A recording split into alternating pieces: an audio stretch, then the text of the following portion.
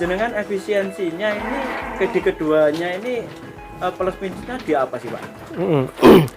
Kalau plus minusnya ya yang tampak kasat mata yang pasti aktivitas otomatis. Aktivitas ya. Iya, aktivitas kan.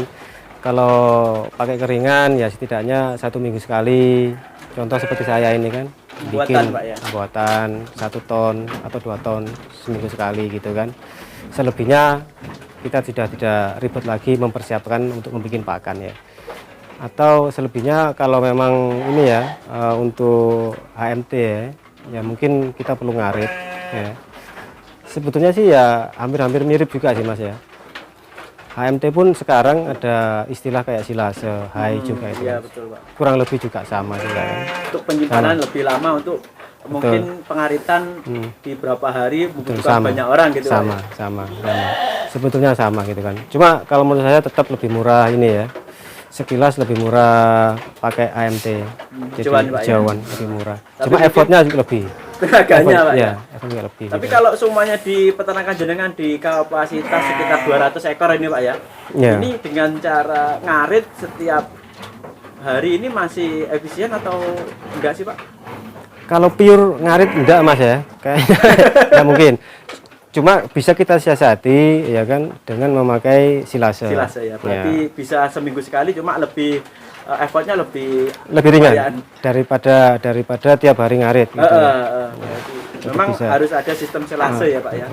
Jadi nggak harus langsung hijauan ya. Tetapi tetap kalau silase juga menggunakan pakan kering juga Pak ya. Ya sebagai penguatnya harus tetap. Pakan kering ya. Tetap. Kalau hijauan kan kadar airnya katanya terlalu besar banget. Tinggi. Tetap harus perlu penguat. Oke Pak. Kalau di keduanya ini di kandang Pak ya. Untuk kandang ini mungkin menurut jenengan Pak ini kalau di segi kandang ini lebih kita mencari referensi yang lebih efisien atau mungkin melihat dari sekarang ini sosial media sih Pak? Kalau lebih efisien mencari informasi maksudnya ya harusnya lebih banyak main ke peternak Mas. Ke peternak ya? Bagusnya ke peternak gitu kan. Enak kalau ke peternak itu maksudnya gini, kita langsung bisa ketemu sama pelaku seperti peternaknya langsung gitu kan. Juga kita melihat bahan pembelajarannya. Langsung Pak ya? Ya ada contohnya kandang, ini gitu ya? ada dombanya, ada manajemen pakannya mereka seperti apa. Efeknya ke domba untuk kandang seperti ini seperti apa gitu Pak ya? Iya. Berarti memang real ya. Teman-teman melihat di mungkin media sosial juga, tapi untuk referensi yang setelahnya Pak ya, untuk praktek langsungnya lebih baik ke peternak gitu, langsung ya. Jadi memang perlu pendamping. Oke, untuk di poin keempat ini kayaknya ini di segi bibit Pak. Ini bibit ini menurut jenengan sebagai pelaku fattening Pak ya, itu bibit spesifikasi yang seperti apa sih Pak yang mungkin cepat besar atau mungkin disukai di para pedagang atau konsumen terakhir khususnya? Saya kira kalau untuk ini ya, kalau kebutuhan konsumen ya, tiap daerah pasti beda-beda Mas. Ya kan beda-beda. Jadi kayak ada faktor seperti sugesti ya tiap daerah gitu kan. Tapi kalau kita balik lagi masalah target untuk produk fattening ya, saya kira faktor yang paling menunjang, paling penting itu adalah genetik ya. Genetik Pak ya. Genetik gitu ya. Jadi genetik itu ada beberapa jenis ya, mempunyai keunggulan cepat pertumbuhannya gitu kan ya. Jadi lebih cepat. Tapi kadang-kadang belum tentu juga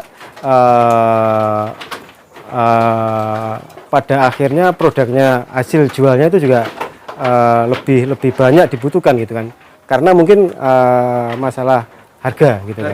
Harganya terlalu mahal dan tidak bisa terjangkau di kalangan menengah ke bawah gitu kan. Jadi pertumbuhannya bagus, contoh kayak kambing Merino atau sejenisnya itu kan. Itu perkembangannya lebih bagus atau lebih bagus. Tapi di pemasarannya gimana? Ya itu makanya kalau untuk pemasaran itu kan otomatis dombanya kan besar-besar bagus gitu kan, otomatis juga biayanya harganya juga mahal gitu. Nah itu salah satu kekurangannya juga kan.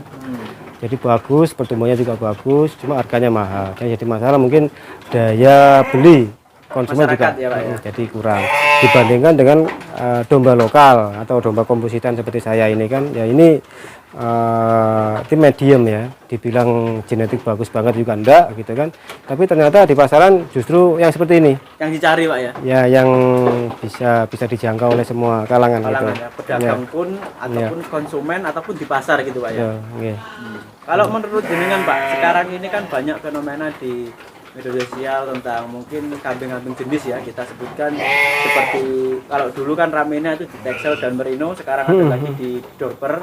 Ini menurut jenengan sebagai peternak domba Pak, ini seperti apa sih Pak untuk fenomena kayak tiap tahun ada versi-versinya Pak ya, ada versi Dorper, ada versi nanti naik ke mungkin Texel, ada naik lagi versi untuk jenis domba yang lain, dan kalau yang dulu kan diramainya di lokalan. Ini menurut jenengan sebagai pelaku peternak ini seperti apa Pak? Ya saya kira itu spesies baru mungkin ya. Maksudnya jenis genetik baru. Yang pasti ya, sejauh saya tahu di kalangan masyarakat ya, khususnya seperti saya di Jombang ini memang itu termasuk sesuatu yang baru Pak ya, baru gitu kan, baru. Dan kebetulan lagi gitu kan, ternyata yang baru tadi itu secara nilai harga itu ternyata di atas rata-rata domba lokal biasa lokal, apalagi yang lokal itu banget gitu Pak ya. Jadi ya mungkin kedepannya itu bisa lebih dikenal oleh masyarakat dan jadi sesuatu yang sudah biasa gitu kan.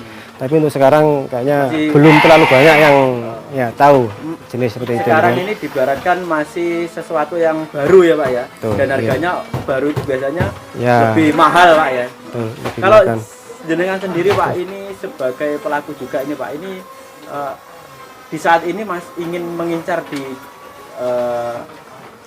Dorper ini atau mungkin masih tetap menggunakan domba lokalan dan crossingan ini? Ya untuk saat ini Mas, saya akan coba lebih fokus di domba lokal seperti ini. Ya, tapi mungkin ke depan ya kita sebagai peternak juga harus Mas. Mengikuti pasar gitu betul, Pak ya. Mengikuti pasar kan. Ya intinya kita kan bekerja Mas ya. Jadi kita memang mengharapkan penghasilan dari sini gitu kan. Jadi pasar adalah raja. Ya, jadi kita ngikut kebutuhan pasar. Pasar ya, permintaan pasar gitu. Betul, jadi kita ngikutin mereka, produk apa yang mereka butuhkan, ya kita berusaha untuk memenuhi kebutuhan mereka gitu kan. Memenuhi Pak ya. Memenuhi ya. Oke Pak, terakhir pesan untuk teman-teman pemula ya, baik breeding atau fattening, ini apa yang perlu diserap untuk ilmu ya. Ini kan juga banyak sekarang, banyak versi, apalagi sekarang di media sosial banyak, mungkin dari YouTube, Facebook dan yang lainnya, atau versi kandang pun juga berbeda-beda. Ini menurut jenengan ini apa yang perlu yang utama Pak, yang utama untuk modal awal beternak dalam ilmu breeding atau fattening?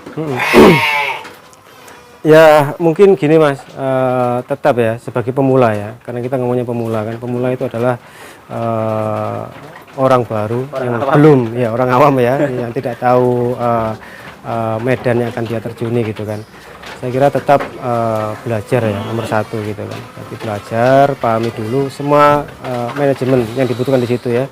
Contoh seperti manajemen pakan, kandang, treatment, terus pengadaan bibitan, nah, kita pelajari dulu. Jadi harapannya dari situ kita bisa menghasilkan produk yang bagus dulu, ya kan. Nah, selebihnya kita belajar lagi masalah penjualan dan relasi gitu kan. Ya, tapi di awal belajar dulu, ya kan. Jangan banyak-banyak kapasitasnya kan. Setidaknya kita bisa menyerap ilmu dari situ untuk expand. Saya kira itu masalah pendanaan aja kan. Kalau dirasa punya dana lebih dan kita merasa knowledge yang kita dapatkan sudah cukup dan kita sudah merasa yakin, ya kita bisa expand, membesarkan kapasitas. Yang penting punya ilmu dulu untuk membesarkan. Betul.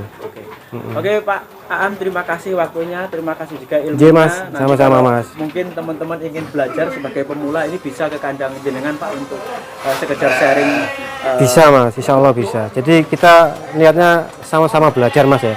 Saya bukan tutor juga, saya masih pemula juga. Jadi senang bisa belajar bareng-bareng, ya kan. Jadi untuk kedepannya lebih baik buat kita bersama kan, peternak domba. Nggih. di wilayah Jawa Timur khususnya Pak ya. Ya di Jawa Timur atau di mana saja kan. Oke. Senang bisa sharing-sharing gitu kan. Oke Pak Aan, terima kasih Nggih, Mas. waktunya. Assalamualaikum warahmatullahi wabarakatuh. Waalaikumsalam warahmatullahi